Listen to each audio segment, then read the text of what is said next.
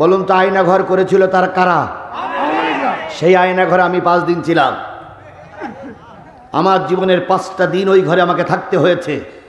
সেই 5টা দিনের ভিতরে ওরা আমার পেশাব পায়খানা সুযোগ করে দেয়নি। যদিও পেশাব পায়খানা করেছি, বিশ্বাস করো কোরআন শরীফ সামনে, পেশাব পায়খানা করার পরে বারবার বলতাম যে একটু পানি দাও, অন্তত পানি দিয়ে জায়গাটা পরিষ্কার করি।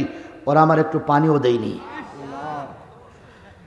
পেশাব পায়খানা করার ওই অবস্থায় কাপড় দিয়ে মুছতে হয়েছে, সেই অবস্থায় নামাজ পড়তে হয়েছে। 5 দিনের ভিতরে চোখ মোটে খুলেই নি।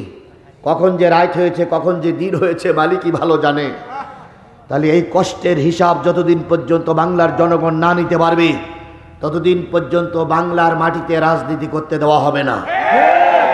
জন্য যদি আবারও কাপড় বেঁধে রাস্তায় নামতে হয়, প্রয়োজন যদি আবারও আয়না ঘরে যেতে হয়, প্রয়োজন যদি আবারও মামলা নিয়ে রাস্তায় নামতে হয়, সবকিছু মাথা পেতে নিতে রাজি।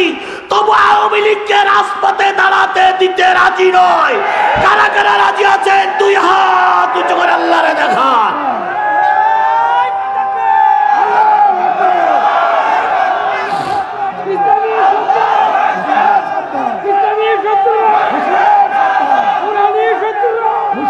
আল্লাহ আমাদের দিনের খাতিরে কবুল করুক। সকলে মিলে বলুন আমিন। আরো জোরে আমিন, আরো জোরে। আমরা ভারত থেকে পালিয়ে আসিনি, আমরা মায়ানমার থেকে নদীপথে ডুব দিয়ে আসিনি। আমরা বাংলাদেশের বৈধ নাগরিক। কথা বলেন, কথা বলেন, কথা বলেন। এখানে আমরা এখানেই বললে এখানেই মরবো, বাঁচলে এখানেই মরবো। আমাদের বিদেশে কোনো প্রভু নাই। বিএনপি জামাতের বিদেশে কোনো প্রভু নাই। কথা বলেন ঠিক না ঠিক?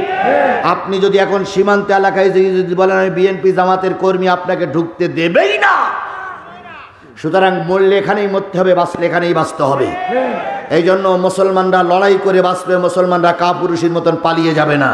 আল্লাহ আমাদের কবুল করুক। সকলে মিলে বলুন আমিন।